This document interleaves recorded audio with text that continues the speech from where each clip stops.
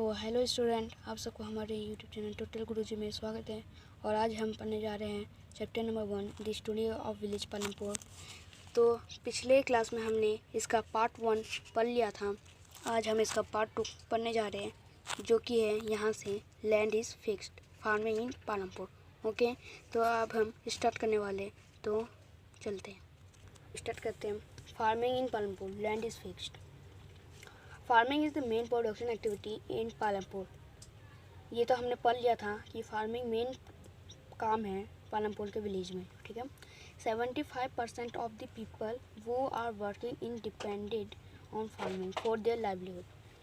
जो पालमपुर में जो पॉपुलेशन, पालमपुर की जो 75 पॉपुलेशन है, पीपल हैं, वो फार्मिंग में ही डिपेंड रहते हैं अपने ज़िंदगी लाइवलीहुड के लिए डेली बेस पे। There could be farmers और farm laborers। वह farmers भी हो सकते हैं और farm labor भी हैं। The well-being of these people is closely related to production on the farms। इन सब लोगों का बहुत अच्छे से फार्म में कनेक्शन है, प्रोडक्शन के लिए फार्म के। But remember that there is a basic constant in raising farm production। लेकिन ये याद रखना स्टूडेंट कि यहाँ पे एक मेन प्रोडक्शन चीज़ भी है, land area. Under cultivation is practically fixed. जो लैंड है वो फिक्स्ड है और ये सबसे इम्पॉर्टेंट चीज़ है प्रोडक्शन के लिए। Okay, since 1960 in Palampur there has been no expansion in land area under cultivation by then. Some of the wastelands in the village had been converted into cultivated land. There exists no further scope to increase farm production by bringing new land under cultivation. पहले जब irrigation system जब ज़्यादा well नहीं था, तब जो farming है वो आधे जगह में लैंड के, जैसे 100% लैंड के अंडर में 50% लैंड कल्टिवेटेड किया जाता था। क्यों? क्योंकि इनको इतना पानी लाने की सुविधा नहीं थी। लेकिन जब इलेक्ट्रिसिटी जब अच्छा हुआ तो उन्होंने ट्यूबवेल लगा दिया और उनका पूरा का पूरा लैंड अब कल्टिवेटेड होना शुरू हो गया। ठीक है, अब आगे चलते हैं। The standard unit of measuring land is hectare. Through in the village you may find land area being discussed in local units such as bigha, guntha, etc. 1 hectare equal the area of a square with one side measuring 100 meter. Can you compare the area of 1 hectare field with the area of your school ground? जो standard unit है, यानी जो एकदम सटीक unit है, वो है measuring land का, वो है हेक्टर। और ये इसको गांव में बीघा बोला जाता है और गुंठा बोला जाता है लोकल भाषा में। ठीक है, ये हेक्टर ही है लेकिन। और 1 hectare equal to 100 metre in one side. एक साइड से 100 मीटर इक्वल होता है, ये नोट कर लीजिए। 1 hectare equal to area of square with one side measuring 100 metre. ठीक है, अब आगे चलते हैं, सेकेंड पार्ट में आते हैं। Is there a way one can grow more from the same land? क्या ऐसा भी चीज़ है जहाँ पे हम एक से ज़्यादा चीज़ें उगा सकते हैं एक ही लैंड में? जैसे कि एक प्लॉट है लैंड का, उसमें हमने आधा आलू का खेती कर लिया, आधा कल चावल की खेती कर लिया, ऐसा हो सकता है? जो अब आगे पढ़ते हैं वही। In the kind of crop grown and facilities available, Palampur would resemble a village of western part of the state of Uttar Pradesh. ठीक है, ये एक काइंड है क्रॉप उगाने का, मतलब एक कला है, मतलब खेती का जो। और पालमपुर विलेज है एक, जो कि वेस्टर्न उत्तर प्रदेश में है। All land is cultivated in Palampur. ठीक है, पूरा का पूरा लैंड अब पालमपुर में कल्टिवेटेड होता है। No land is left idle. फालतू में कोई भी लैंड बचाया नहीं जाता। ठीक है, during the rainy season kharif farmer grow jowar and bajra. जब रेनी सीजन आता है तब जो फार्मर्स होते हैं वो ज्वार और बाजरा उगाते हैं। This plant are used as cattle feed. जो ये खाना है, ये फीड है, ये जो पौधे हैं ये कैटल के या गाय भैंस बकरी, तो इनके लिए खाने के लिए यूज़ होता है पूरे साल के। ठीक है, आगे चलते हैं अब। This plants are used as cattle, ये पढ़ लिया। ठीक है, अब पढ़ते हैं आगे। It is followed by the cultivation of potato between October and December. ये पोटैटो दिसंबर से अक्टूबर से दिसंबर पोटैटो की कल्टीवेशन होती है। Okay, in the winter season, rabi, winter season को रबी कहते हैं। ठीक है, rabi field are sown with wheat. जब विंटर का समय आता है, रबी का समय आता है, तब जो फील्ड है फार्मर्स का उसमें वीट उगाया जाता है। तो इस तरह से पूरा का पूरा साल इसमें पूरे लैंड में खेती होती है। ओके, अब आगे चलते हैं। From the wheat produce farmers keep enough wheat for their families consumption and sell the surplus wheat at the markets at right. ये मेन है, जब वीट की खेती होती है, कल्टीवेशन होती है, तब जो बिग फार्मर्स होते हैं वो अपने लिए फार्मर्स जो होते हैं वो उनके पास तो बहुत सारे खेती हो जाती हैं, आटे वाटे गेहूँ आ जाते हैं, तो फिर वो अपने फैमिली के लिए पूरे साल का जितना यूज़ होगा, वो कंजप्शन होगा, वो यूज़ के लिए रख लेते हैं। और बाकी का जितना भी सरप्लस बच गया, जो बाकी बच गया, उस सरप्लस को वो रायगंज में बेच देते हैं मार्केट में। ठीक है, आगे चलते हैं। A part of the land area is also devoted to sugar cane. जो लैंड का एक पार्ट है, लैंड एक आधा मतलब एक पार्ट में शुगर कैन भी उगाया जाता है। ठीक है, which is harvested once every year, जो कि एक बार उगाया जाता है हर साल। ठीक है, sugar cane in its raw form और as jaggery in sold to trader in Shahpur. जो शाहपुर टाउन है वो वहाँ पे शुगर कैन रॉ भी बेचा जाता है, नहीं तो उसका गुड़ जैगरी बना के भी बेचा जाता है ट्रेडर्स को। ठीक है, अब आगे चलते हैं।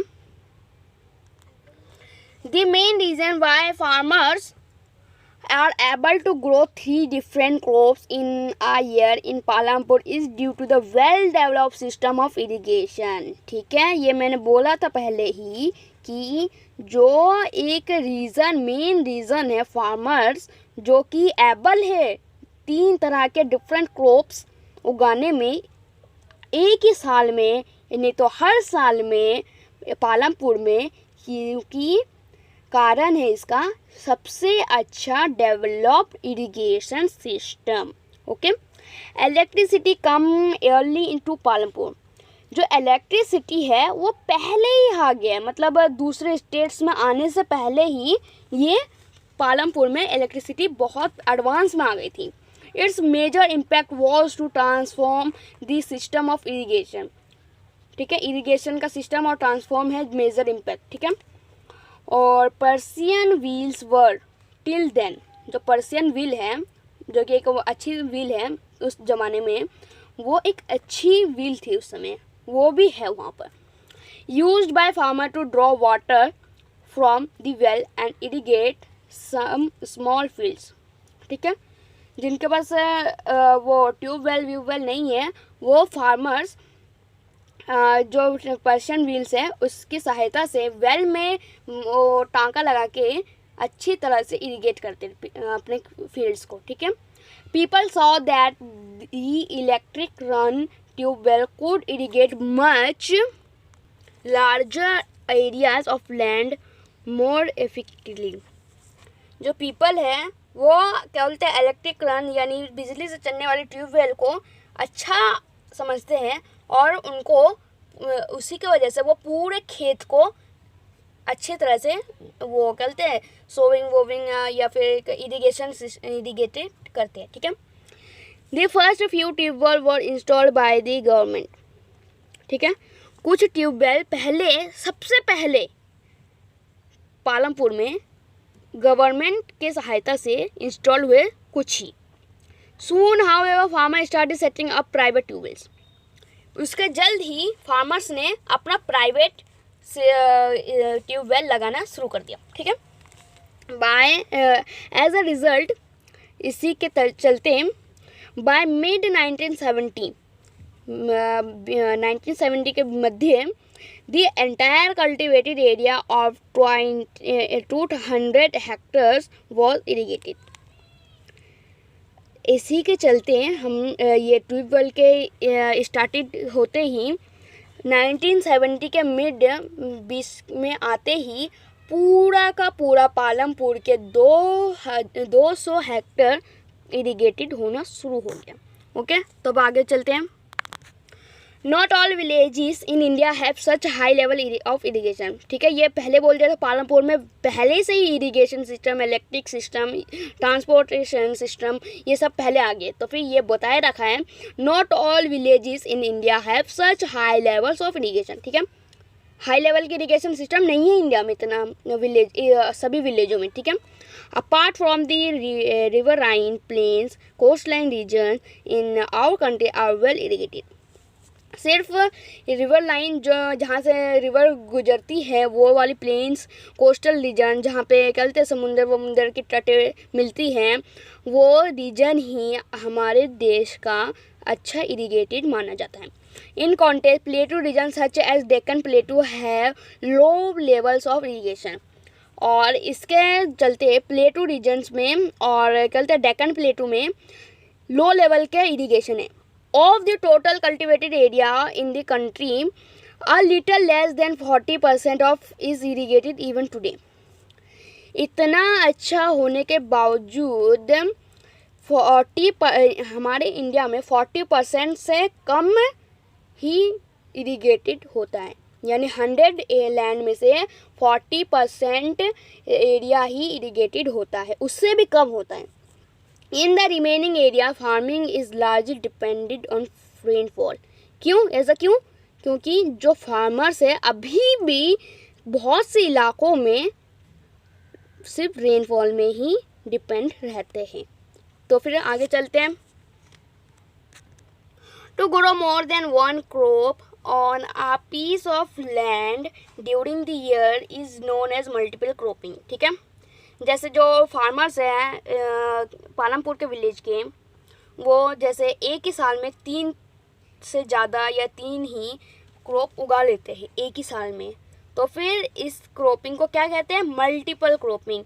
एक ही खेत में, एक ही लैंड में एक ही साल के दौरान एक से ज़्यादा क्रॉपिंग को उगाना मल्टीपल क्रॉपिंग कहलाया जाता है. ये नोट कर लेना. ओके, ये यहाँ तक. ठीक है, it is the most common way of increasing production on a given piece of land.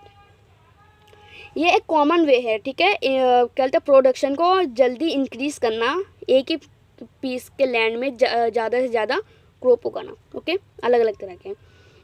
All farmers in Palampur grow at least 2 main crops. ठीक है, हर फार्मर या तो स्मॉल हो, मिडिल क्लास फार्मर हो या फिर लार्ज फार्मर्स हो. ठीक है, सारे फार्मर्स 1 से 2 से ज़्यादा क्रॉप, एटलीस्ट 2 से ज़्यादा क्रॉप उगाते हैं, वो भी main. Many are growing potatoes as the third crop. 2 main हो गए, जैसे वीट हो गया और जैसे दूसरा कोई राइस हो गया, राइस की खेती. ये 2 मेन हो गए, लेकिन इसके बावजूद वो थर्ड क्रॉपिंग में पोटैटो को भी डालते हैं.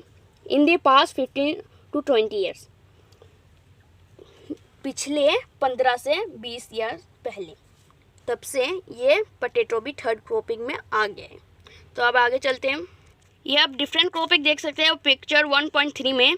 वीट, बाजरा, शुगर कैन, पोटैटो, यही क्या बोलते हैं पालमपुर विलेज में उगाया जाता है. अब आगे चलते हैं. आगे बता रखा है लेट्स डिस्कस में क्वेश्चन है कुछ, चलो डिस्कस करते हैं हम. The following table 1.1 shows the land under cultivation in India in unit of a million hectares. Plot this on the graph provided. What does the graph show, discuss in class. तो हम आगे चलते हैं, आगे जब ग्राफ आएगा तब ये क्वेश्चन हम डिस्कस करेंगे ज़रूर। तो आगे चलते हैं। अब ये देखो स्टूडेंट्स, ये आपकी ग्राफ है और ये ग्राफ शोज कर रहा है, क्या बोलते हैं, 1950 वो under the cultivation in the year 1950 was 120 million hectare which increase in 1960 by 130 million hectare. ठीक है, जो 1950 से जो कल्टीवेशन हुआ है वो सिर्फ 120 मिलियन ही हेक्टर्स इंक्रीज़ हुआ है, और जबकि 1960 तक आते आते 130 तक हो गया। ओके, आगे चलते हैं। It means the cultivated area has increase by 10 hectare. इसका मतलब ये है कि जो कल्टिवेटेड एरिया है वो 10 हेक्टर बड़ा है। तो अब ये क्वेश्चन हमने डिस्कस कर लिया, अब आगे चलते हैं। क्वेश्चन में लिखा है, is it important to increase the area under irrigation, why. तो अब हम इसका डिस्कस कर लेते हैं। आप लिख लीजिए, मैं बोलता हूँ। Yes, it is important to increase the area under irrigation in order to increase production. अगर आपको, यानी कोई फार्मर है, अगर उसको इरिगेशन सिस्टम बढ़ाना ही पड़ेगा, नहीं तो एरिया बढ़ाना ही पड़ेगा अगर उसको प्रोडक्शन और चाहिए तो। ठीक है, अदरवाइज ये नो होगा, नहीं तो, और मेरे हिसाब से ये यस होगा। अब आगे चलते हैं। You have read about the crops grown in Palampur, fill the following table based on information on the crops grown in your reason.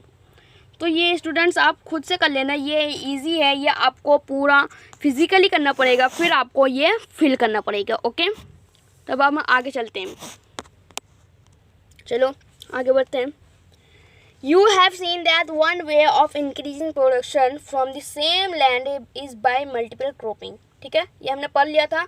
The other way is to use modern farming method for higher yielding. ठीक है, जो other growing cropping का method है वो है modern farming method, जो कि ये भी हाई यील्डिंग करते हैं।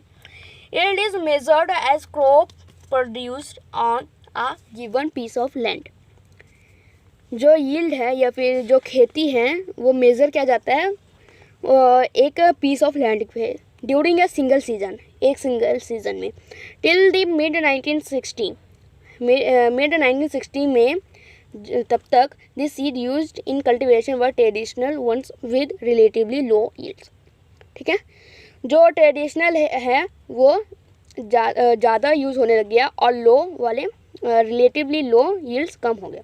Traditional seed needed less irrigation, जो ट्रेडिशनल सीड्स थे वो उनको पानी कम चाहिए था।